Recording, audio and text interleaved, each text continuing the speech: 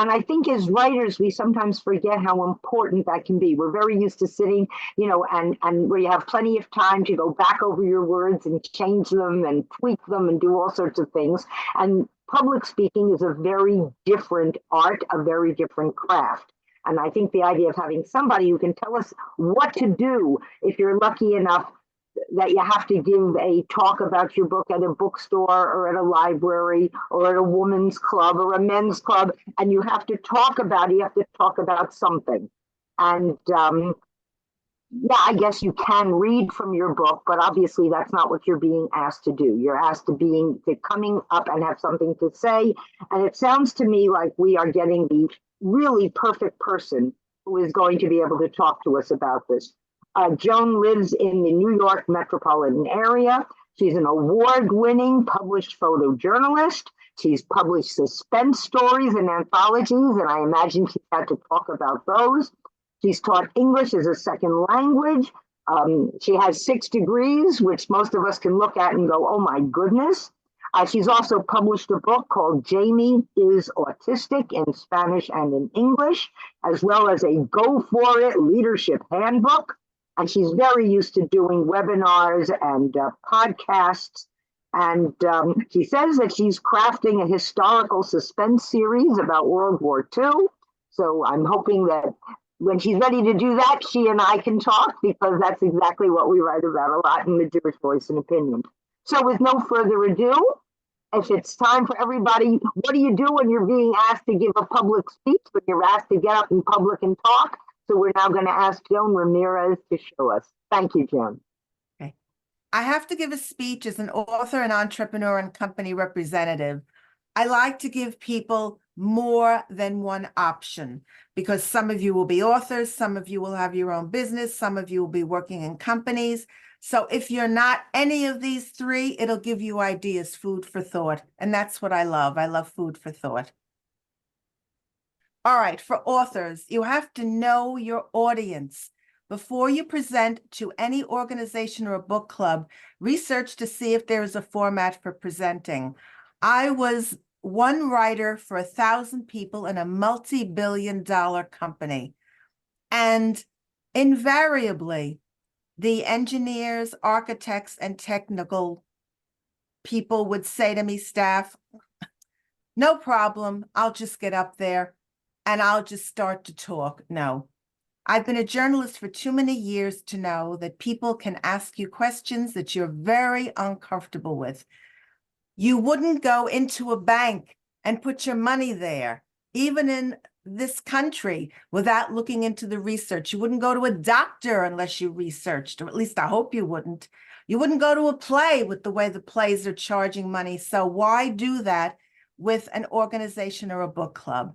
You want to make sure that you meet their needs. When I speak to a book club or a professional organization for business, I want the names of the key players. I want to know their mission statement.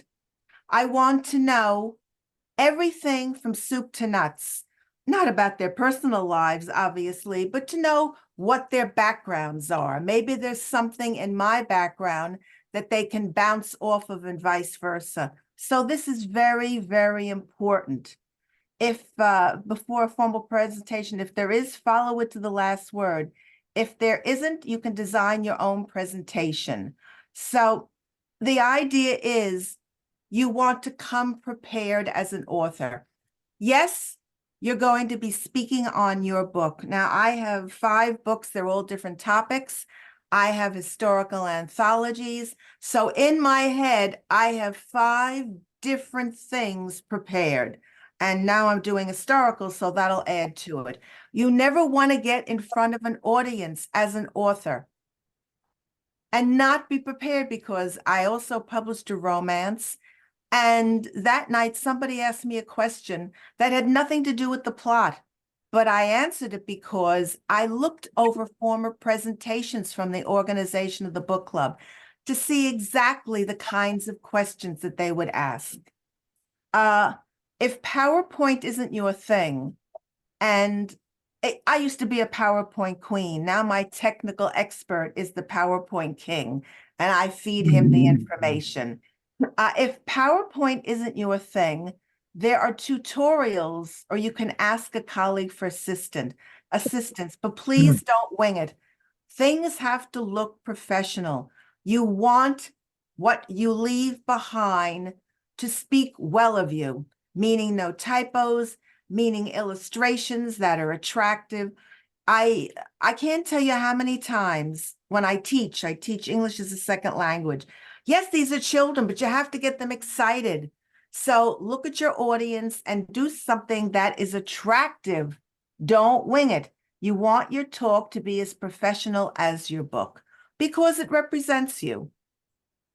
Okay, next slide. Authors need to talk about their books. Notes are very cumbersome. I've said this before, but I had the president of my company, my former company. I never thought I'd have my own company. So much has happened since I've been on my own. At any rate, notes are cumbersome. Here's a man that's making six figures. He got up in front of the room, and the podium was very narrow, and all the papers went right on the floor. And he was trying to gather them. It's a little bit embarrassing. It's the same thing with index cards. Index cards, if they drop, oh my God, you're going to stand there and figure out what the order is. I mean, I know these are common sense things, but when it comes to presentations, people don't always use common sense because they get nervous. We're all human. You can have now PowerPoint, I love because you can have the organization upload for you or send in advance. Ask how your host wants this done. I always ask if I can send in advance, if someone can help me with the uploading. If you're doing it in person, please make sure you get the technical support or get a number. I mean, these things are obvious, but when you're doing a presentation, I'm glad my technical support was with me because I gave a presentation and nobody was around and he figured it out. I would have figured it out, but he's an engineer and he's a genius when it comes to this stuff. If you were presenting in person, get the number of the help desk. If you were presenting on Zoom, make sure you get a link in advance. Always get the link in advance. I checked the link out beforehand. Don't wait to check the link out because I've had instances where it doesn't work. Last night, I wanted to watch a Purim spiel from a synagogue online, and to my chagrin, the link was dead. I was able to call the synagogue in time, but if I hadn't, I would have missed the most darling Purim talk by children. It was precious. So always make sure that you do your due diligence before you speak to people. And as I said, I can't imagine going like this in front of people. And I don't have index cards with me. I don't use them anymore, but I can't imagine doing something like that.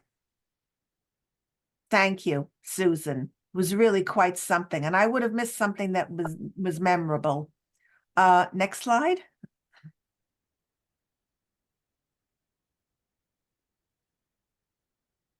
Your presentation. You want to give the name and the name of your novel. And this is transferred. If you're doing, as an entrepreneur, you want to give the name of your company.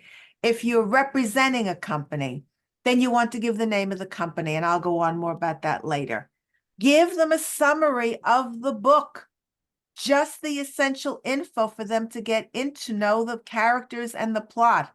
Also give the genre. Is it historical? Is it romance? Is it suspense? But don't give them the whole book. I once went to a book signing and someone started reading and they were going through each chapter. You want to give people a subcon, a little bit of knowledge, but you don't want to get people overwhelmed. Maybe the topic doesn't interest them, or maybe it's something that strikes an emotional chord. You don't want to have a lot of people in the audience who are feeling so emotional that they can't concentrate. So give them a summary. Is it contemporary? Is it historical? These things are important because this is the way to get people excited. Describe the location. Here is where you put those photos, especially if you travel to the action sites. Most of my books, I've traveled. My historicals take place in World War II, but I've traveled to a lot of these sites. One of them has to do with the Holocaust. I've traveled to Auschwitz. So I was fortunate when the world was different and I was able to travel. One picture is worth 1,000 words. If you have pictures of the plot.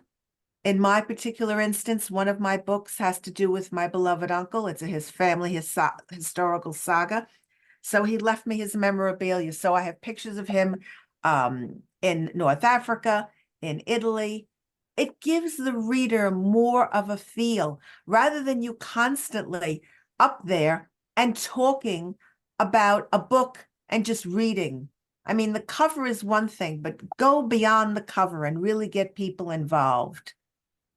Why did you choose this plot premise? That people are entitled to know because they're going to spend money to read your book, so they should know why you decided on this particular topic. Why you? Why are you the best person to write this book? What's in your background that qualifies you to write this novel or nonfiction book? That is very important. I have 6 degrees. One of them has to do with the right rules, which is my book on opening up your own business. I have books that I've written for children, but all of my books, I have the background for. When I did my historicals, I have 3 of them now. I'm preparing to send to agents. I did a lot of research. I traveled on site to the country. I spoke to survivors. Now I'm going to be speaking to, God willing, a veteran of World War II. It's so important to verify your facts. That is the most important thing I can stress. When you are writing a book, if you're doing something, especially historical, because I wasn't born then, and how do people know that I'm telling it like it is if I don't do my research? And I always put my sources in the back of the book. I have a bibliography. That's very important. It's important in this book. I give a lot of associations. You just don't write without giving people information, because then you don't have an audience that will stick with you. They want to know that when you leave, you can leave something behind. And I always do that. Next slide, please.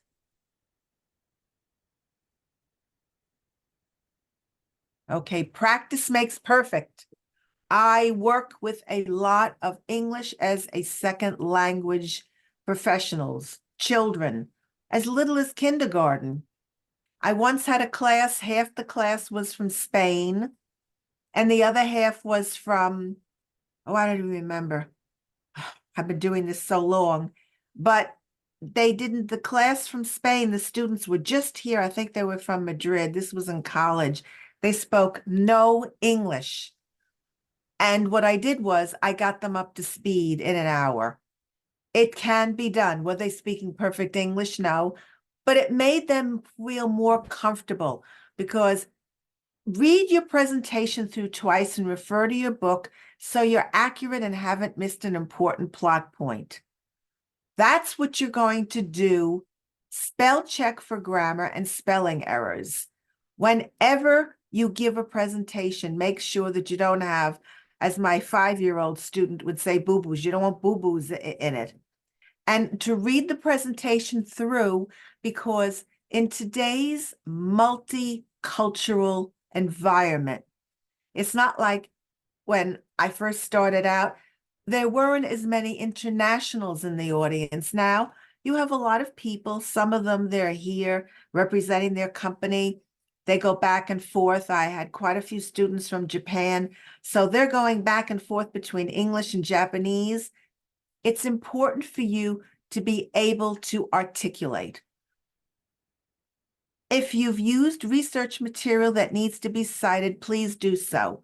Now, this is basically more for authors.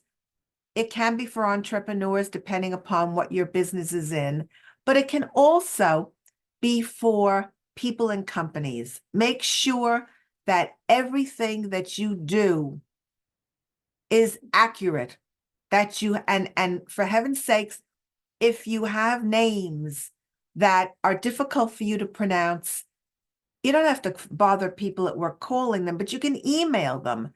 Can you just give me a quick call and leave it on my machine, on my cell phone? How do you pronounce your name? Because no one likes their name to be mispronounced. Mine is pronounced every which way. Not now, but when my maiden name, it was brutalized. Practice reading your presentation to your wife, husband, sister, brother, colleague, or stand in front of a mirror and record yourself. You want to ensure your posture is perfect as well as your diction. This is crucial. I've been doing this since I'm in grammar school. You look in the mirror and you can see if your posture is correct. You can also see if there are any hairs out of place before you give your talk. You can see that you look your best, your suit is pressed, but you also want to ensure that you are ready to go. And this is one of the best ways to do it. And I've also told people whose native language is in English to tape themselves over and over and over again, and make sure that their pronunciation is correct. I mean, no one is going to throw rotten apples at someone if they're not from this country and they're making an effort, but you also want to be understood. So that's very, very important. Make sure you're pronouncing any foreign words correctly. That is crucial because you don't want to your audience to misinterpret what you're saying. And I have a lot of Japanese students, and I find they're wonderful with this. Sometimes they have trouble with their R's or other letters, but they're good. They're a good group, and it does make a difference. Next slide. How to handle those overly inquisitive minds. I'm a journalist. I'm a freelance journalist now. But when I go on site to cover a company or an event, I don't probe. I'm there, even though I'm an independent. I'm not obligated to tell anyone about your personal life. We all had a long road to where we are now. Your purpose is to give the facts, not to talk about anyone's personal life. And I resent that now when I see political figures, celebrities. I'm not interested. I just want to know. I adore Barbara Streisand. Her voice is golden. I wish she was still singing. I don't care about her personal life unless maybe there's something really, and there isn't anything horrible in her personal life. But the problem today is all the probing. If a question is posed that you feel isn't germane to your book, move on. You are there as an author to represent your book. You're there as an entrepreneur to represent your company. You're there as an employee to represent your company. So you're just going to give the information that is required for them to enjoy the presentation. But they don't have to know that you dated 100 people before you found your special someone. I think it's great if you hiked Kilimanjaro, but they don't have to know that either. So you don't want to probe, you don't want to be braggadocious. This is cardinal rule. Never say anything negative about another author in your genre in public. I don't like everything I read. Nobody does. I have my opinions. But that person wrote that book. I have to be respectful. And being respectful is not being disrespectful and saying something negative. I read it. I have an opinion, but I would rather just talk about what I learned from the book. Simply reply if someone asks you about a book that you've read from another author, that you have your favorite authors and would be happy to furnish a list for your audience's reading pleasure. If someone asks me for a list of historicals that I like, I'll give it.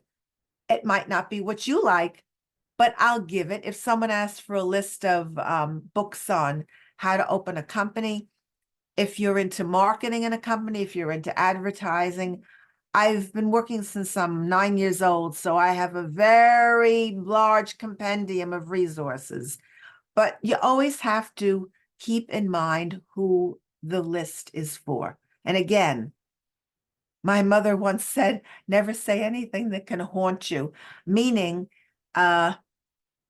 just talk about the plot and that's it. Next slide.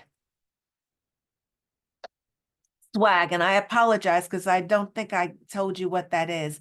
Swag is anything that you bring to a book signing. It can be bookmarks, it can be pens.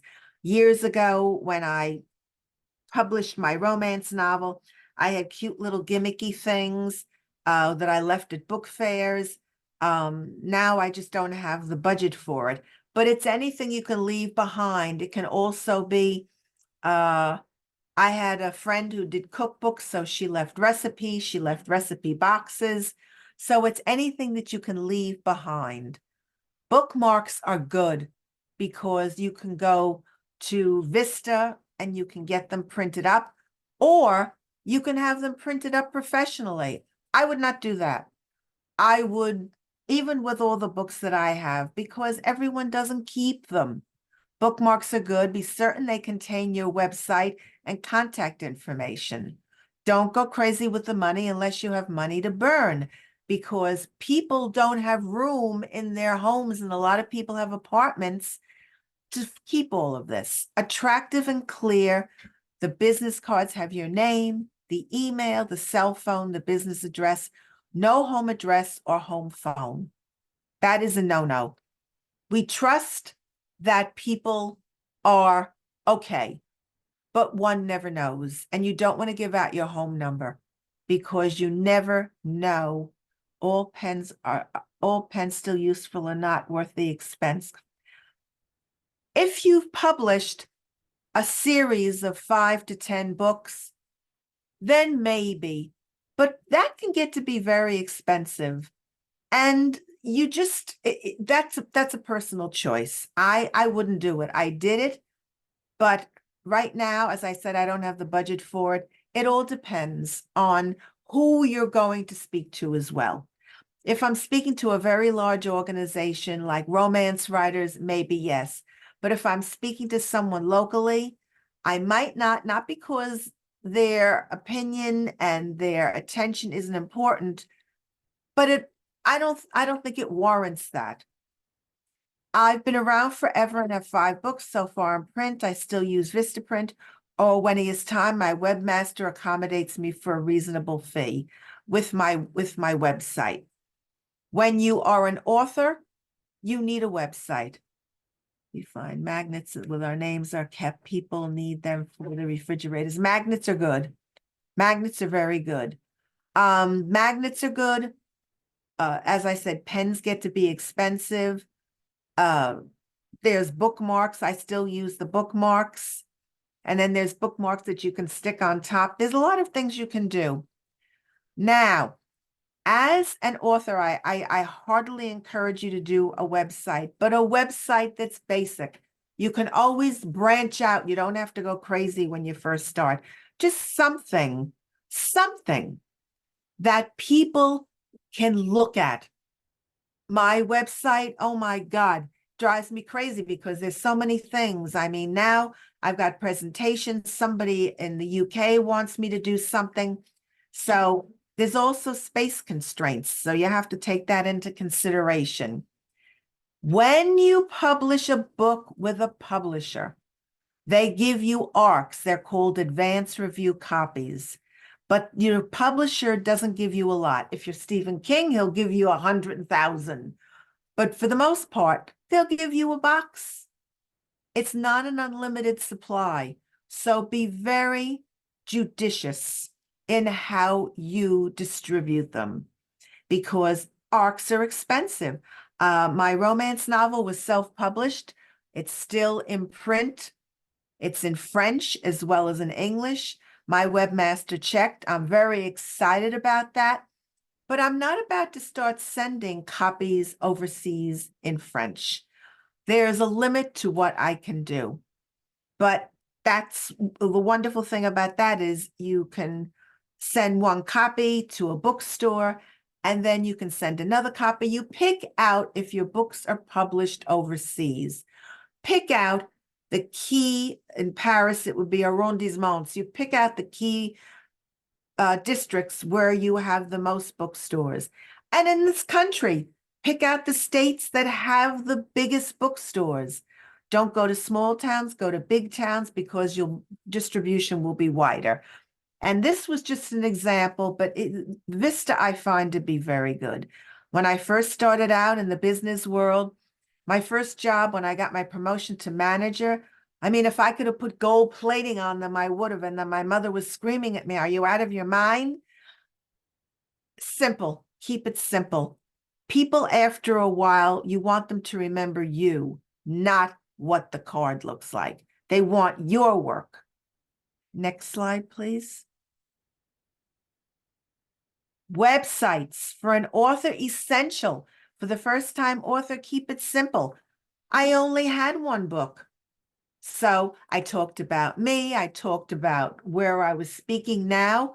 Oh my goodness. On any given day, it changes. An attractive design, your name and email, a short bio, and a summary of why you wrote your book. You can, as I've done on my business website, leave a helpful article to entice readers to subscribe to your site. Also give a free first chapter for a book or a protagonist profile. Once you're into 3 or more books, you can lower the price on the first one and devise a contest with the winner getting a free copy. Please be careful with these ideas. You've worked hard to get a book into print, whether traditional or self-published.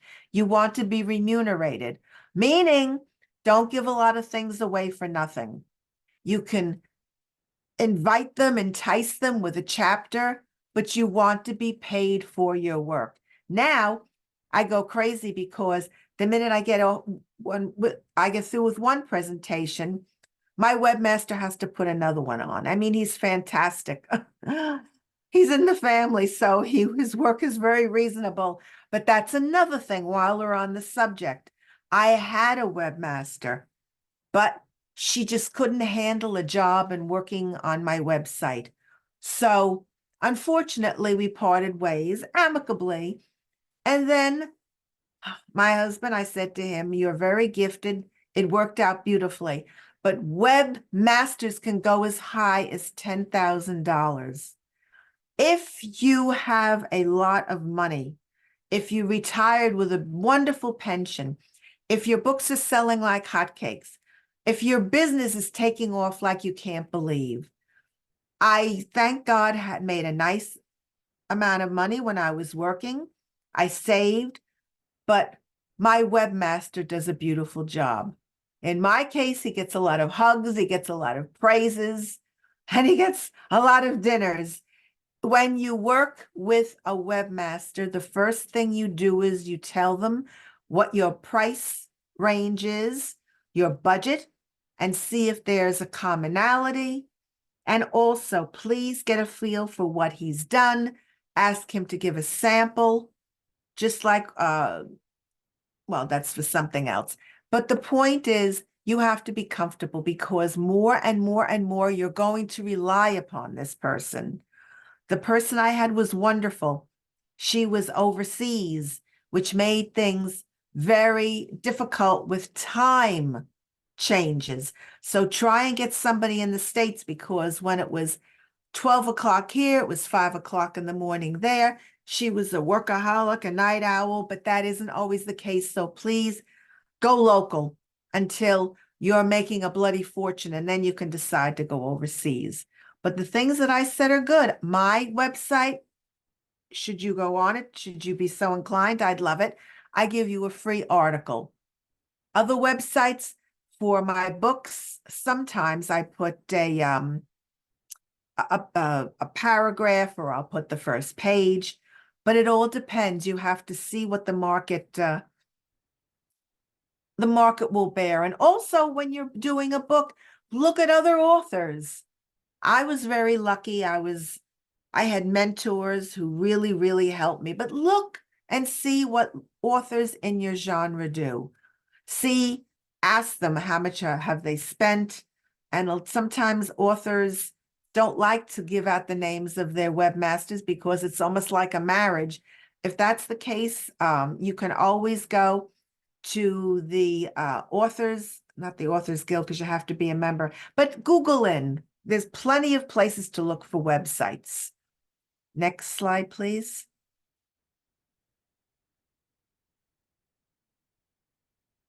Travel. The beauty of webinars is that you sell your book company or your own enterprises online. However, it's also nice to speak to a live audience, which I also do. If it's not out of state, ask if it's out of state, ask if they reimburse for travel by car plus gas and tolls. If it's too far to drive, do they reimburse for air or hotel? Meals are usually on your own. Now, when I did these things years ago, I was always reimbursed for the hotel and the travel. Today, I don't travel overseas as much for this because there's very little reimbursement. I don't drive, but my webmaster also likes to do traveling, and it gets to be very expensive when you're traveling all over. Now, if I do a book launch, I do a virtual book launch, only because it's rather expensive hopping around from one place to the next. If you're doing it online or you're doing the talk in person, ask to see a picture of the room where you'll speak so you can size up the room, especially if it's not in the New York, New Jersey area, because you want to see how you can maneuver around the room, where you should stand, where you should put your books later on that you're going to sell, or where you can put literature from your company. That's very important because promo is a very big part of what you're doing there. Ask how many people will be attending so you know how many books to bring, plus your swag. If you're flying, that gets to be costly because you have to extra baggage. They charge you for the air you breathe now, the airlines. If you're in a car, it's better because you can just load up the trunk. Ask if you are required to sign a contract. Today, almost everything requires some sort of a contract. No, it's not like publishing the book where you deal with the publisher. But if there's any sort of a written agreement, you want to make sure that you iron those things out ahead of time. If you or they have an emergency and must cancel, ask what their policy is. Thank God I haven't had that, but I had a colleague who had an elder care issue. I have an elder care issue. Thank God she's great. But I had a colleague who had an elder care issue, and her uncle had a heart attack. And he had a heart attack the night before she was supposed to fly out, and she lost money. So always make sure that you ask, because there's nothing more wonderful. I've given talks in Hong Kong. I've given talks in Vietnam. I've taught in Vietnam. I've taught in South Africa. I've taught in Seoul. I loved it. But those were different times since COVID. And I'm very much aware of that because I teach. You have to be careful. So there's a whole different list of things that you have to ask. But the basics are you must get at least a feel for the room.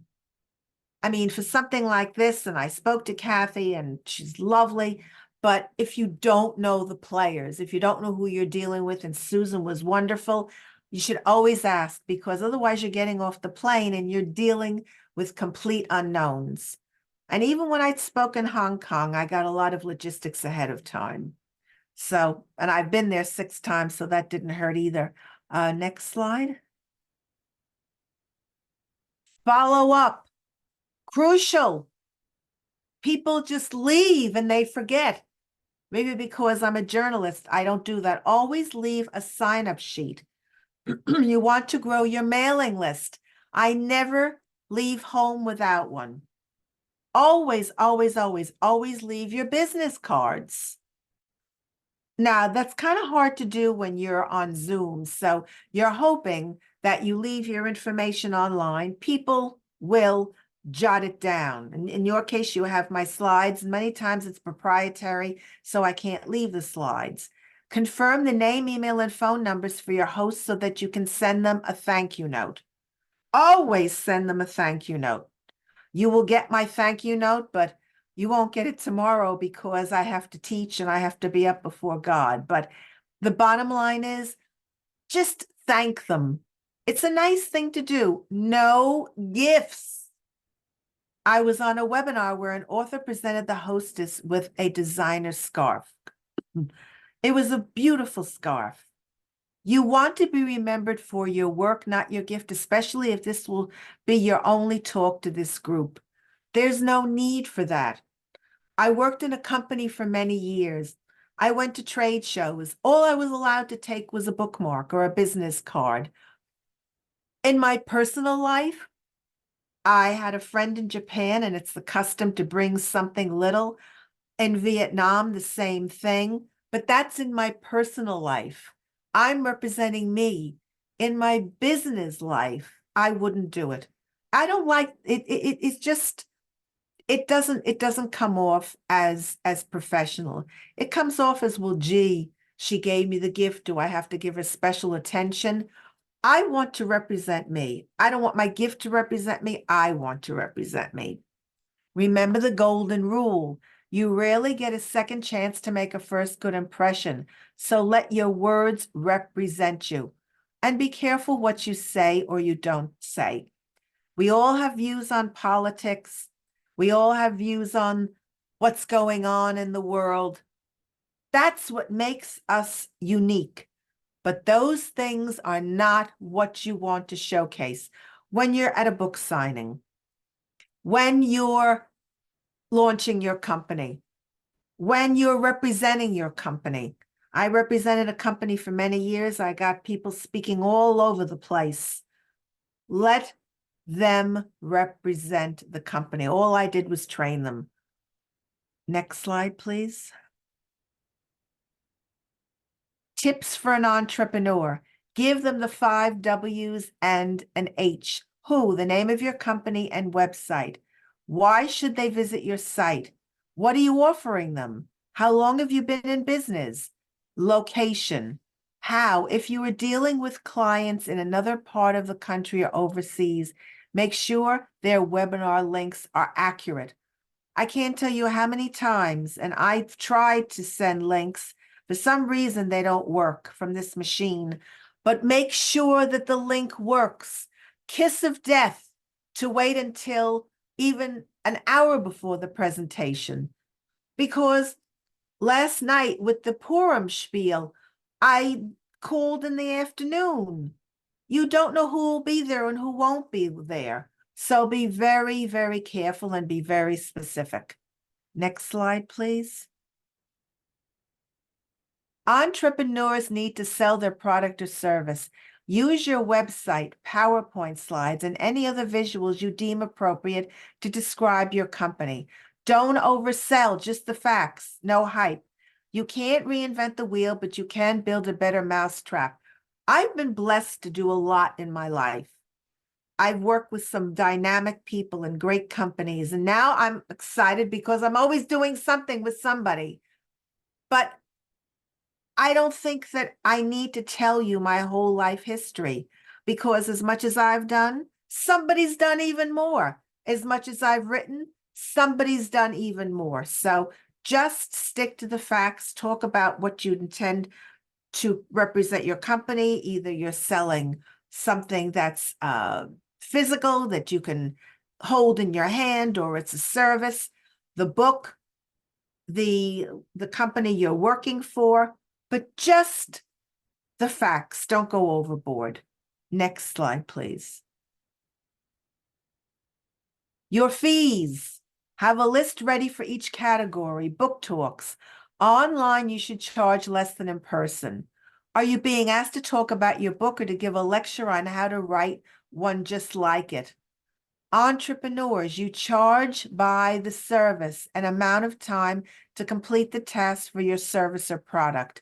My fees to speak about my book would be very different, obviously, than my fees to train people how to become entrepreneurs.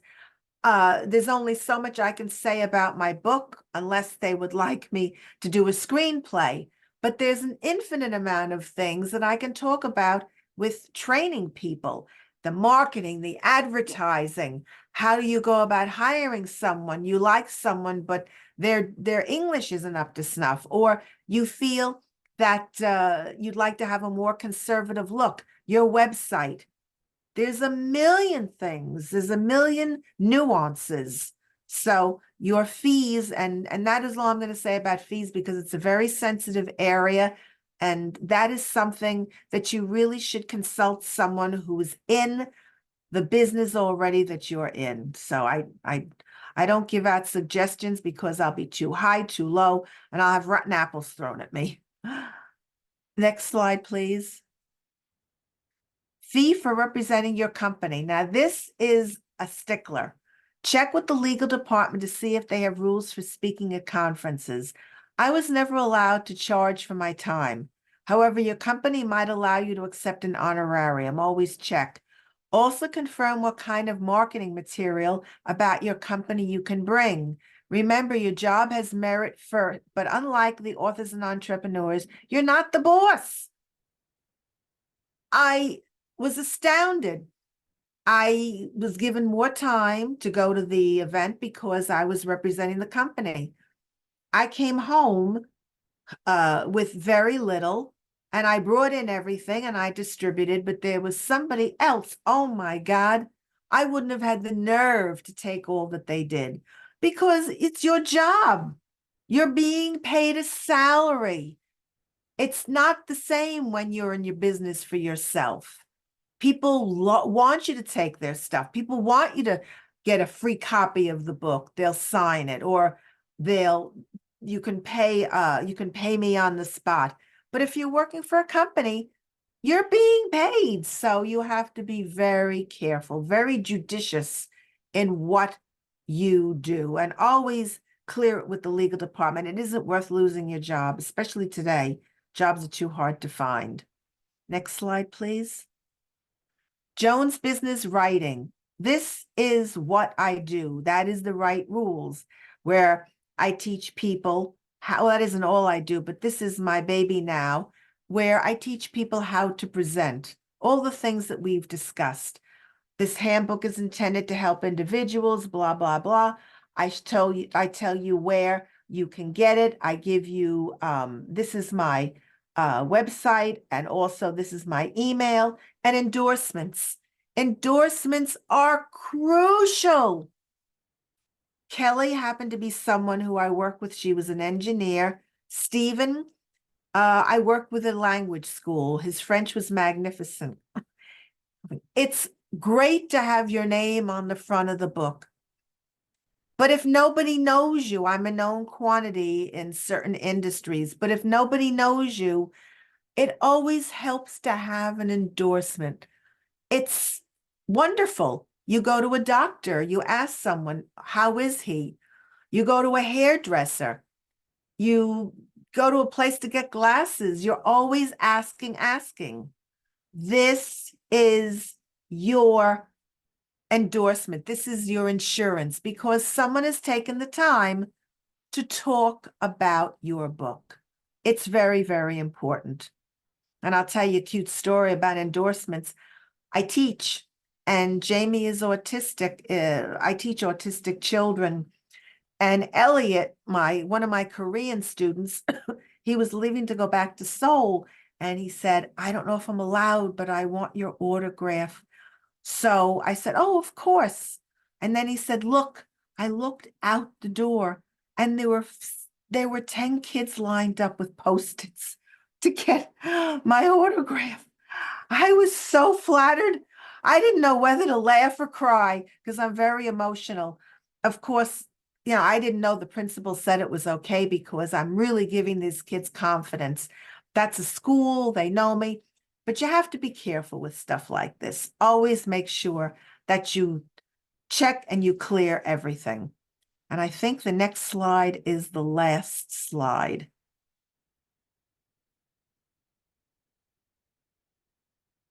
Yes, there is my contact information. In this case, I'm happy I was able to give everyone who attended a copy of the PowerPoint. As I said, it's just for resource, because I do sometimes like to use these presentations, these PowerPoints for other presentations or incorporate.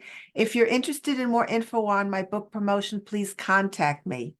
If you're interested in entrepreneurial guidance, the same email. I'd love for you to sign up for my newsletter. Every month I have a newsletter.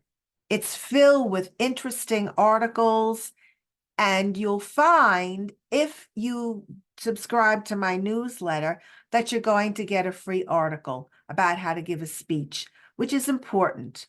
And as I said, I'm not going to hold the book up again, but the Right Rules is now in the London Consortium of Libraries. I almost flipped when I saw that. It was, to me, the most exciting thing ever. And Jamie is autistic, is now in Spanish and English. My romance novel is in quite a few bookstores in Paris and in London. I mean, my webmaster keeps track of things like that too. But you really, really need to keep track of everything. So on a given day, I feel like I'm wearing 10 different heads and 10 different hats. Now, I've spoken enough. Does anyone have any questions they'd like to ask me? Amy, do you want me to do that? Do you want me to handle that, or do you want to? Sure, maybe a little easier for you. The microphone's behind me. Oh, okay. So let me see. I don't think I have everybody's name up. Let me see. Maybe if I get a view, I can see everybody. Let's see. I don't see everybody's hand. Is there anybody? You know what? I'm going to take the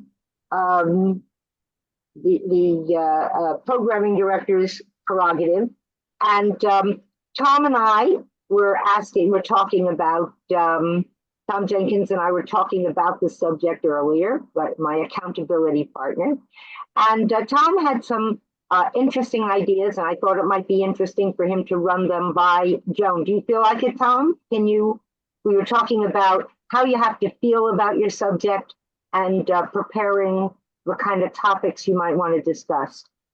Tom, do you want to try that? I was just, as somebody who does public speaking on a very regular basis. Tom is a pastor. Yes. I was just going to say that from my perspective, one of the most important things in public speaking is you've got to believe what you're saying. You've got to love what you're saying. And if you're representing, since we're writers, a book, if you don't know your book, then shame on you. I don't know how you're writing it. And if you don't love your book, then why are you writing it? And so you should be in a position where you can share very effectively with anyone, because you're the one that wrote it. You loved it enough to go through all of the hassle and work and revisions and everything else that it takes to write a book. Forget about publishing it. So those two things, I think, are just absolutely crucial for speaking. Joan, would you like to? Yeah, Joan, what do you talk about the importance of knowing your subject? I know you have it in your PowerPoint about knowing your subject, but I think, how about the idea of really being passionate about what you're talking about? See, that's just it. I loved writing the romance. I probably will not write another one because I am not passionate about the romance genre. I am passionate about helping children. I am over the moon with my historicals. I love training people. but whenever I do, I have to enjoy. And lately, the idea with my romance of starting over, people who are divorced, people who are widowed, people who haven't been able to take a chance, that's important too. Spin-offs. You have to not only know your audience in your book, but you have to be prepared for people to come up to you and to ask you questions that are not exactly on topic, but that are an offshoot, because that shows that you are well-rounded. You can't just give, in other words, I deal with autistic children, but I also deal with ADHD. I deal with a lot of different learning specialties, and all my children are special. So how would you handle if you had an ESL? I had one student, she was autistic, but it was more of, she was very, very nervous about her English.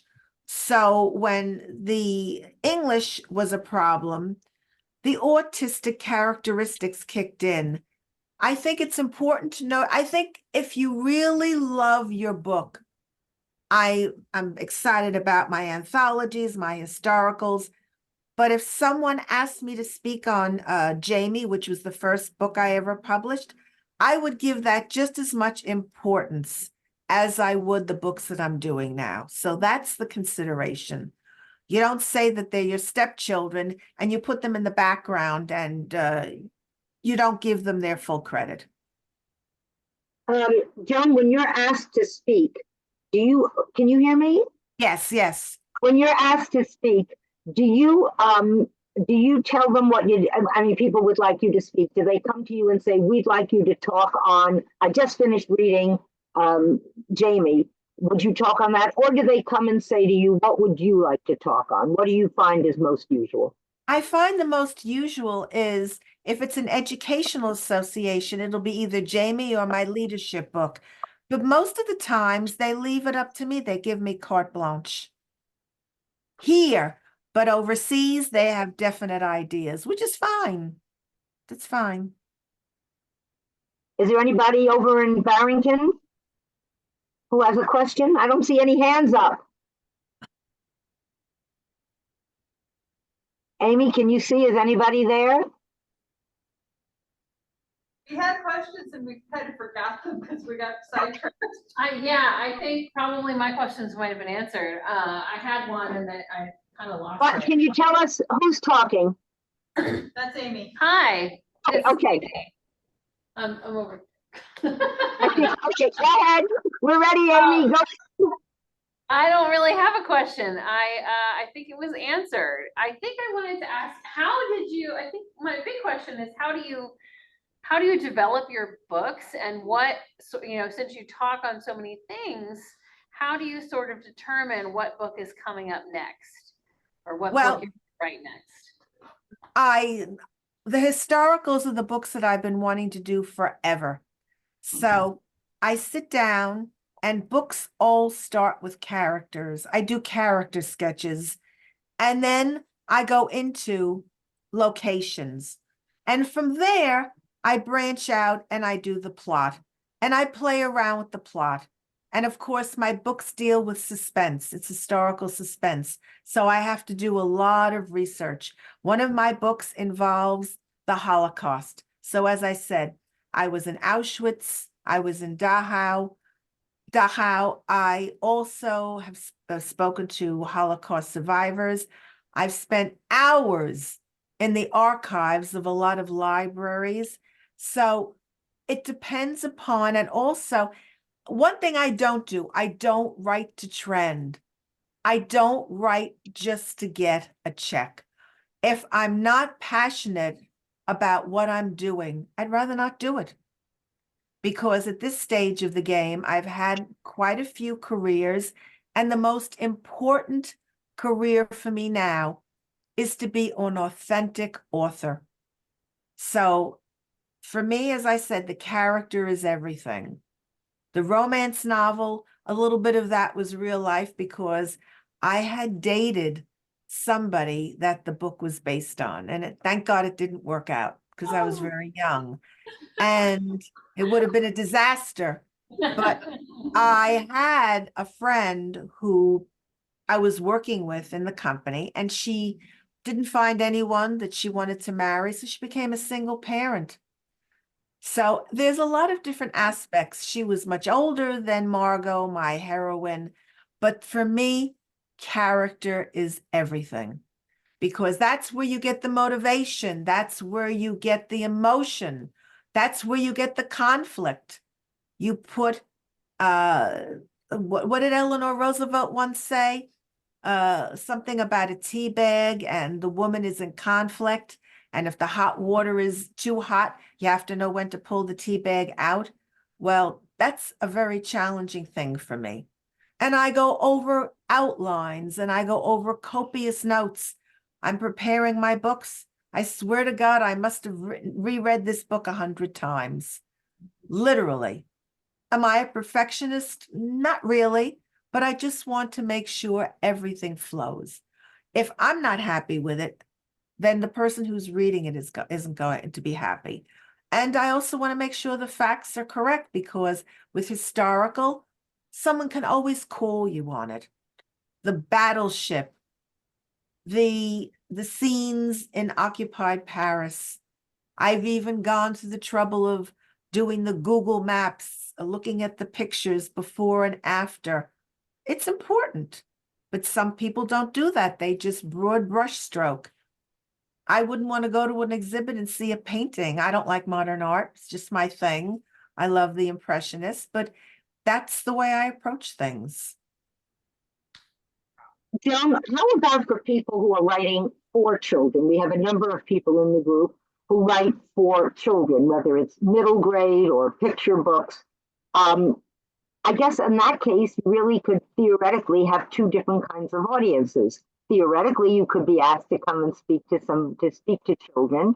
I don't think maybe that wouldn't be quite as well unless they could go home and tell their parents they would like the book.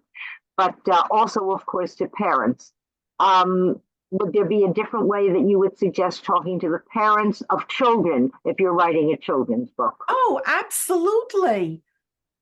For Jamie, as I said, a lot of the children that I teach have been diagnosed. They're coming from other countries. So it isn't just the autism, it's the English as a second language. So I would speak to the parents, I would speak to the counselors in the schools, and together we would form a plan and also how to use my book. In the back of my book, there's a list of questions that the parents can work with the child, that the teacher can work with the child, that the students can ask each other. For my leadership book, Go For It Leadership Handbook, that is completely different. It's empowering teenagers, high school students, to be leaders in their schools, to be leaders in life. So it's two different audiences. One needs to have more of a hand holding, and with teenagers, as you know, it's giving them background, and guiding them, but also letting them feel like they're doing it on their own. So it's two different, distinct audiences, especially when it comes to the librarians. I mean, you'd need to speak to the library. I speak to the librarians when I talk. How do you use Jamie? I recently did a podcast with a high school in Texas. Oh my God. It was, at first I thought, oh, because you're doing it online and nobody wanted to speak. And then I selected someone and they all came up to the mic and they asked me questions. And before long, we had a little club organized called an empowerment club. It was wonderful. But I'm a teacher and I'm used to doing this. If you're not a teacher and you've never been around children, then it becomes a little bit more difficult. So my advice in that area would be to just speak to someone that has children. And how do you approach? Because children are people. They're special people, but there is a definite approach to talking to them.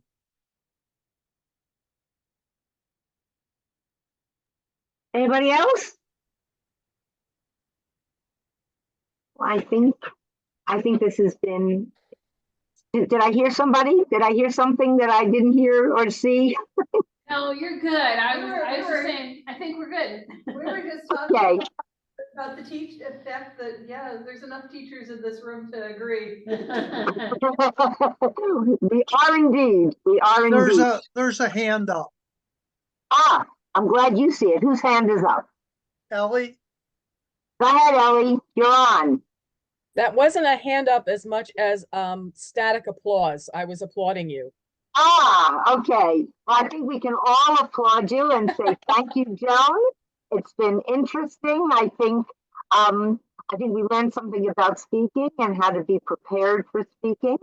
And I guess maybe if any of us is asked to give us a talk, we can all be there. We can all be your guinea pig, and we'll be happy to listen to anybody speak. Thank you very much, Joan. I think this was wonderful, and we really appreciate your giving us your time. Well, I thank you and I applaud all the teachers in the room because it's the toughest job in the world. And It some of really is. our teachers are.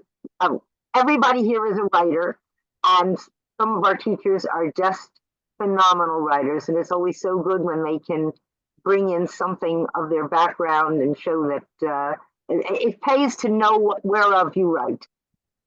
Well, I invite all of you to join my newsletter. You will get an interesting article. No pressure, it's up to you, but I hope that I've helped you and I've opened up doors to new avenues. Thank you very much, Joan.